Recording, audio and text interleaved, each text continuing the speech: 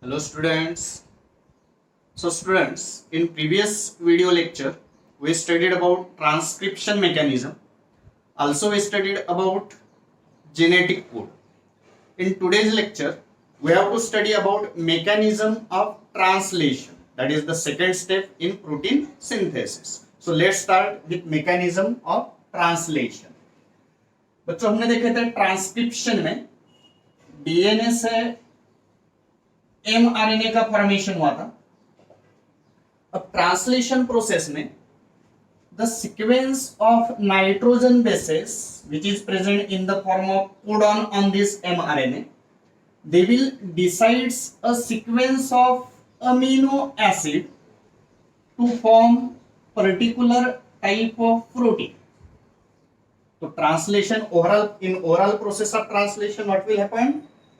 Sequence of codons which are present on this mRNA, they will decide sequence of amino acid to form particular type of protein.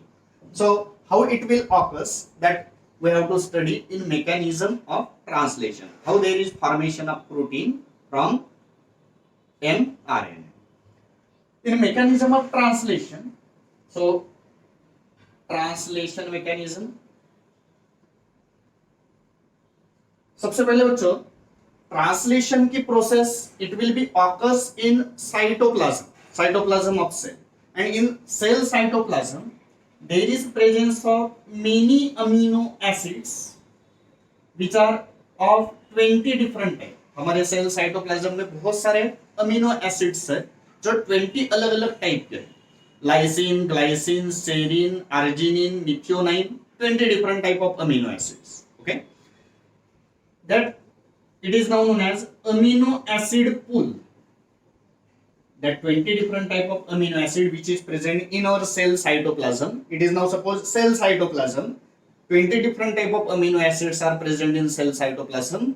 It is now known as amino acid pool. Initially, that amino acids which are present in cell cytoplasm, they are inactive. तो inactive amino acids रहेंगे cell cytoplasm में, और translation की process में सबसे पहली step रहेगी बच्चों कि वो जो इनएक्टिव अमीनो एसिड्स है उसको एक्टिवेट करना.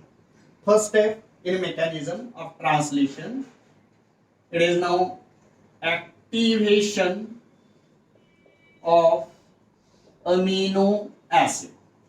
Okay, so inactive amino acid which is present in amino acid pool, they get activated.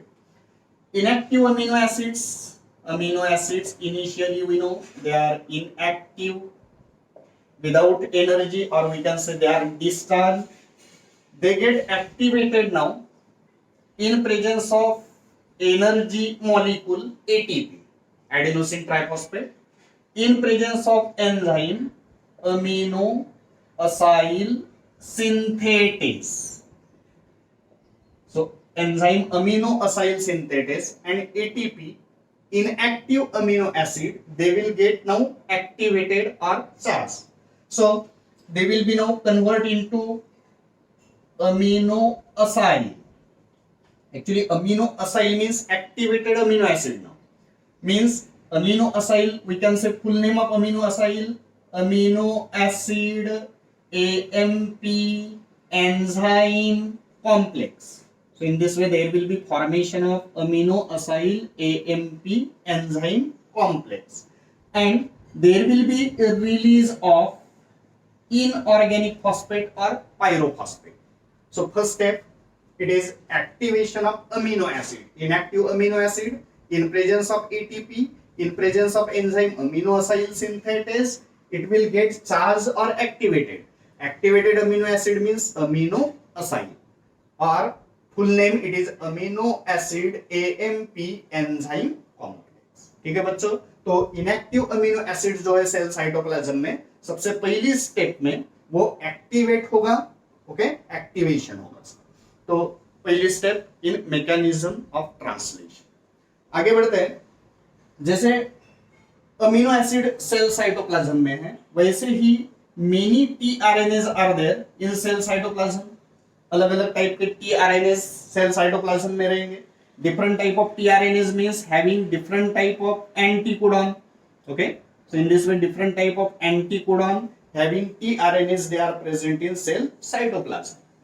Now that amino acid, particular amino acid, it will be attaches with particular tRNA, particular type of amino acid having a particular codon, they will be attaches with amino acid to its longer end. We know longer end ends with 3 prime, and at that 3 prime there is functional group OH. With the help of that, it will be attaches with tRNA, and there is now formation of amino acid tRNA complex.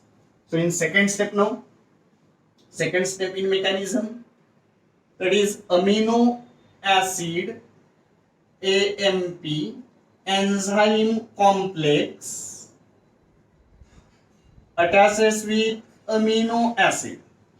Okay, so there will be formation of amino acid tRNA complex. So here it is now amino acid tRNA complex, and there will be release of AMP and release of enzyme. Okay बच्चों, तो second step बोल सकते हैं हम. Second step में क्या होगा? Attachment होगा. किसका अटैचमेंट? अमीनो एसिड का अटैचमेंट. किसके साथ? Attachment of amino acid with that is tRNA and formation of amino acid tRNA complex. ठीक है बच्चों. So in this way there will be initial steps related with translation process. आगे बढ़ते बच्चों.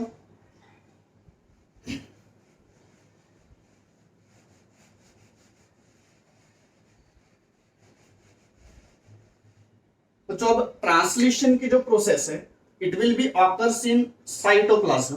इन cytoplasm inside one of the cell organelle that is ribosome. Okay, तो translation की process अब ribosome में होगी. अब राइबोसोम जो सेल ऑर्गेनल है उसके 2 सब यूनिट्स होते हैं. सपोज ऐसे हम रिप्रेजेंट कर रहे हैं डायग्रामेटिकली.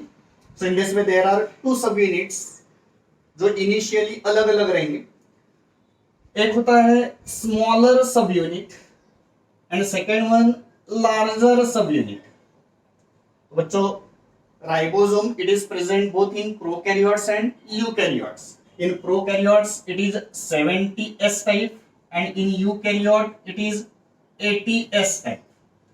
70S और 80S means prokaryotic और eukaryotic ribosome में there are now 2 subunits, one smaller subunit and one larger subunit. Here smaller subunit it will be now have mRNA binding site. mRNA के लिए जो binding site है, it is present in this smaller subunit, and in this larger subunit now there are 3 sites. Okay, so there will be now presence of such type of P site, there is the presence of such type of A site, and here there will be presence of E site. Okay, so A site it is now known as amino acyl site. A site amino acyl site. P site that is known as peptidyl site. Peptidyl site. And E site it is now known as exit site. ठीक है बच्चों. Smaller सब unit कैसे related है? mRNA के binding से related. Larger जो सब यूनिट है राइबोसोम का, it will consist of now 3 sites. ऐसी 3 साइट्स रहेगी A, P and E. A means amino acyl site. Here P means that is peptidyl site and E means that is exit site. Okay, so in this way that will be smaller subunit, that will be larger subunit. Initially they will be separated, पहले वो अलग रहेंगे. ठीक है, और ये smaller और larger subunit सिर्फ प्रोटीन सिंथेसिस के ट्रांसलेशन के समय ही एक दूसरे के पास में आएंगे और अटैचमेंट करेंगे. ओके, तो when this smaller and larger subunit protein synthesis means translation के समय in presence of magnesium ion, okay, they will now associates. So here there will be smaller subunit and here it is larger one. Okay. So in this way, attachment of smaller and larger subunit it will be takes place during only translation process. So in this way, there will be binding, we can say, or there will be association of ribosomal सब units. Ribosomal सब units एक दूसरे से attach होंगे. Okay, तो ये third step बोल सकते हैं हम. Okay, there will be attachment और there will be assembly. Okay, पहले और दूसरे स्टेप के बाद थर्ड स्टेप हम बोल सकते हैं क्या होगा, there will be assembly of sub units of ribosomes. Ribosomes के दो सब यूनिट्स स्मॉलर और larger in presence of magnesium ion, they will attach with one another, and in this way there will be formation of complete ribosome. Smaller subunit it will have what, that is mRNA binding site. Larger subunit it will consist of how many sites? 3 sites, that is A amino acyl site, there will be P peptidyl site, and there will be E, that is exit site. ठीक है बच्चों, तो that is one another step related with translation. ठीक है बच्चों, आगे बढ़ते हैं. ट्रांसलेशन में इसके बाद में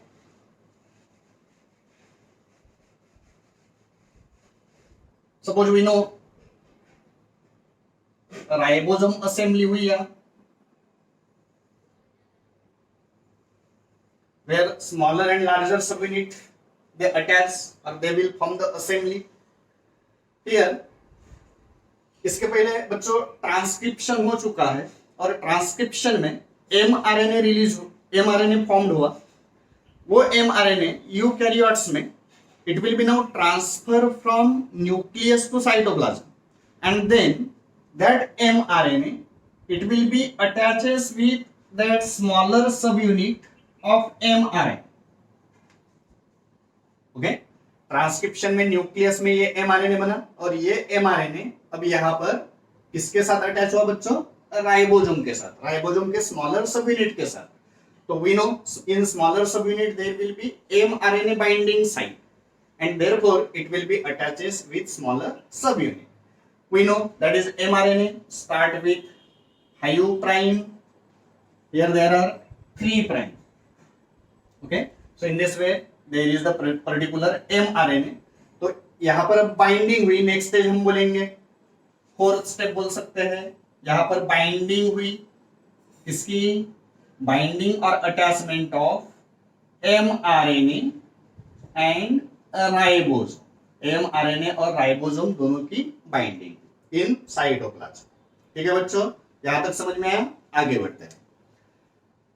अब बच्चों that mRNA में जो राइबोसोम अटैच हुआ it will be attached with first codon, and we know first codon it is AUG. Okay, so ribosome it will be attached with mRNA with first codon, and first codon it is now AUG, initiation codon or starting codon. Okay, second codon for example it is CCC, suppose दूसरा तीसरा चौथा कोई भी हो सकता है. पर ये जो राइबोसोम है, ribosome it will cover the distance of 2 codon. 2 codon के डिस्टेंस को उसने कवर किया, जिसमें पहला कोडॉन AUG है और सेकंड कोडॉन CCC है. Okay, so in this way there will be attachment. ये अटैचमेंट. ओके, अब actually there will be chain formation, or we can say in next step formation of polypeptide chain. Okay बच्चों, अब actual protein synthesis की जो translation process है वो actual translation की process यहां पर स्टार्ट होने जा रही है. तो we know there is activated amino acids.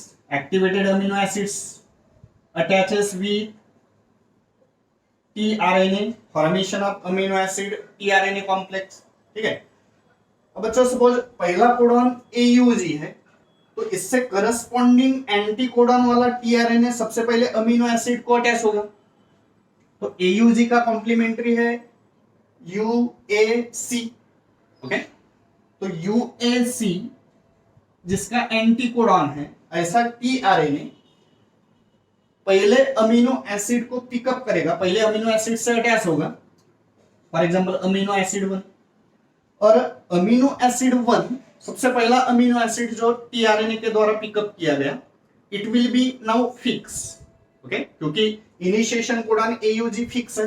Okay, tRNA जो पिकअप करेगा वो भी फिक्स रहेगा, जिसका एंटी कोडॉन यूएसी रहेगा करस्पॉन्डिंग टू द एयूजी। ठीक है, और पहला अमीनो एसिड जो पिकअप किया जाएगा, it will B now also fix, and that amino acid it is now methionine. वो अमीनो एसिड का नाम रहेगा मिथियोनाइन। तो methionine amino acid, and that is tRNA. In this way there will be formation of complex. Now that amino acid tRNA complex, it will be transferred to this site. हमने देखे थे बच्चों कि यहाँ पर there are 3 sites, that was A site, that was P site and that was E site. Okay, तो सबसे पहला अमीनो एसिड tRNA complex, इस अमीनो एसिड को पकड़कर tRNA it will be transfer to this P site. सबसे पहले कहा आएगा वो पी साइट, जहां पर पहला कोडॉन है। ओके, तो यहां पर आया suppose that is now amino acid 1, that is methionine, जिसका एंटी कोडॉन है यूएसी। ठीक है बच्चों, तो इट इज इंपॉर्टेंट, ये आपको ध्यान में रखना है कि पहला जो अमीनो एसिड पिकअप किया जाएगा, it will be always AUG. Okay, पहला जो टीआरएनए रहेगा उसका anti codon it will be always UAC, and first codon it will B AUG. और पहला amino acid tRNA complex amino acid को कौन से साइट पर लेके जाएगा, दैट इज पी साइट पर। इसके बाद में जितने भी कॉम्प्लेक्सेस है टीआरएनए आएंगे वो ए साइट में आएंगे। ओके, सिर्फ पहला फर्स्ट जो अमीनो एसिड है it will be comes to the P site. ठीक है बच्चों, so in this way now in next step there will be pairing in between codon and anticodon. Okay, codon और anticodon के बीच में एक temporary hydrogen bonding की pairing होगी। सो A2U, U2A and G2C, that will be pairing, and after pairing, after successful pairing, a particular amino acid it will be specified. ऐसा कहेंगे कि ये पर्टिकुलर अमीनो एसिड स्पेसिफाई हो गया या पर्टिकुलर अमीनो एसिड कोड हो गया। Okay, so in this way amino acid 1 it is coded or it will be specified. Okay, and that particular process, it is first step of formation of polypeptide chain, which is known as chain initiation. इसको बोलेंगे बच्चों chain initiation. Okay, so that is chain initiation. उसके बाद में second step होगी chain elongation, जो आगे हम देखेंगे, और उसके बाद में होगा बच्चों चेन टर्मिनेशन। तो formation of polypeptide chain it will be takes place in 3 sub stages, chain initiation, chain elongation and chain termination. तो पहले स्टेप हमने देखे इनिशिएशन, क्या देखे बच्चों, फिर से रिवाइज करते हैं एक बार। Amino acid that is actually पहला कोडॉन AUG, mRNA, पहला टीआरएनए हैविंग एंटीकोडॉन यूएसी, पहला amino acid methionine, formation of amino acid tRNA complex, amino acid tRNA complex transfer to which site, P site, then to the first codon there will be pairing in between codon and anticodon, and particular amino acid it will be specified or coded.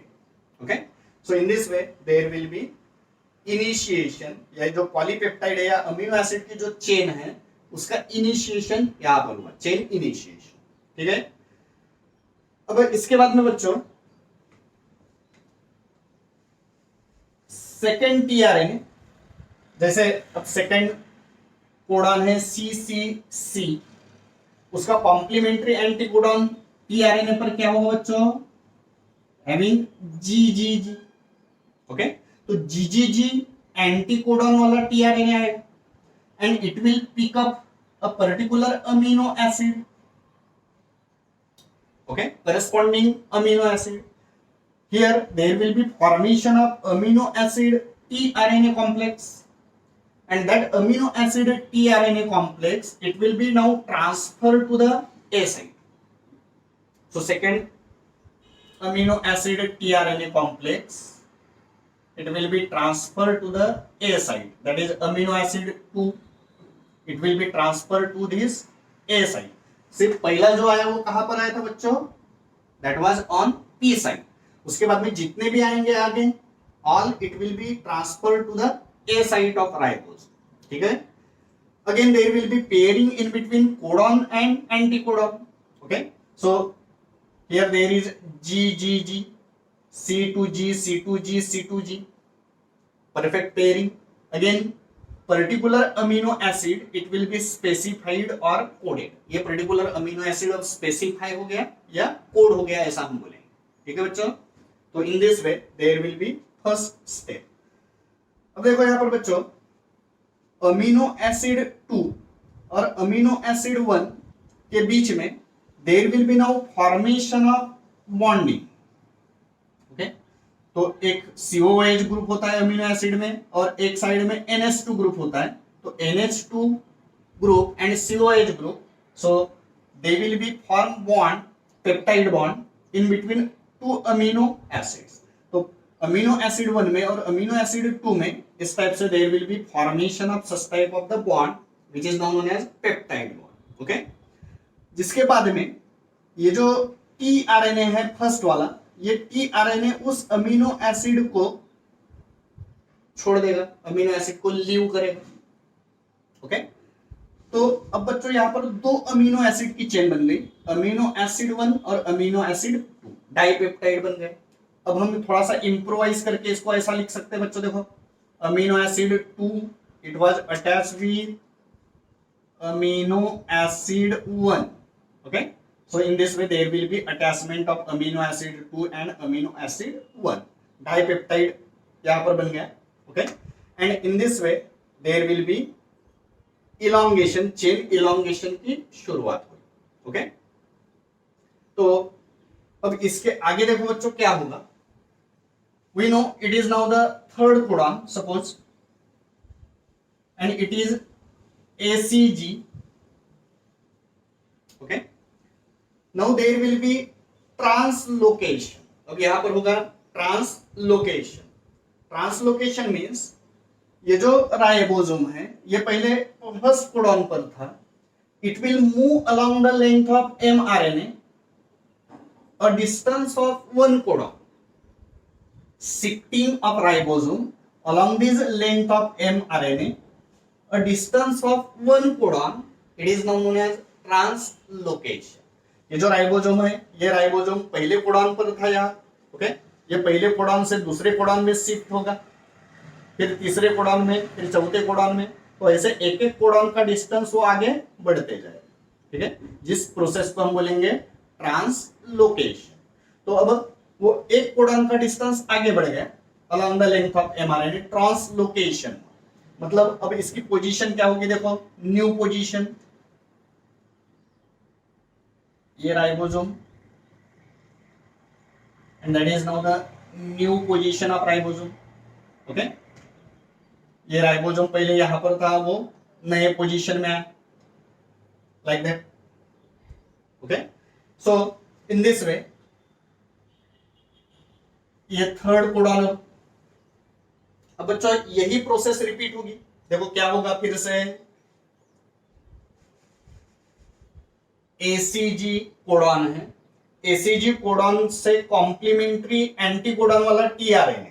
Okay, तो UGC जिसका anticodon है, ऐसा tRNA particular amino acid को pick up करेगा, third amino acid AA3 we can say. Amino acid third it will be transfer to the ribosome. कौन से side पर, ए side. सिर्फ पहला P साइड, बाकी सभी ए साइड. तो वो आ गया ए साइड पर amino acid third. Okay, there will be having UGC as a anticodon we know now there will be pairing in between codon and anticodon, A2U, C2G and G2C. Codon और anticodon के बीच में pairing होगी, temporary hydrogen bond बनेगा, and therefore particular amino acid it will be specified, it will be coded. Okay, and उसके आगे वही क्या होगा बच्चों, इसके आगे ये जो अमीनो एसिड थर्ड है it will be form bond with amino acid second, and then tRNA it will leave that amino acid. तो इंप्रोवाइज करके हम ऐसा दिखा सकते हैं, there will be AA2 and AA1 amino acid 1. तो ऐसे 3 अमीनो एसिड की चेन बन गई. ओके, ट्राइपेप्टाइड बन गया, ऐसा हम बोल सकते हैं. ठीक है, अब बच्चों यही प्रोसेस आगे रिपीट होते जाएगी. मतलब क्या होगा, next codon means translocation, there will be movement और shifting of this ribosome toward the next codon. Okay, उसका ए साइड जो है वो अब फ्री है नेक्स्ट कोडॉन पर शिफ्ट होने के कारण.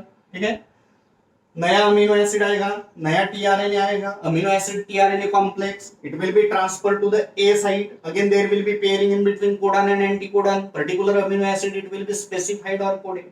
ओके, तो जैसे जैसे एक एक कोडॉन का डिस्टेंस आगे बढ़ते जाएगा राइबोसोम, वैसे वैसे क्या होता जाएगा बच्चों, एक एक अमीनो एसिड यहाँ पर लिंक होते जाएगा, अमीनो एसिड की चेन बढ़ते बढ़ते जाएगी. सपोज ऐसा करते करते ये सपोज 10 नंबर का कोडॉन है और राइबोसोम 10 नंबर के कोडॉन पर आ गया. ओके, और यहां पर अब जो चेन बनेगी, okay, that will be AA1 to AA10.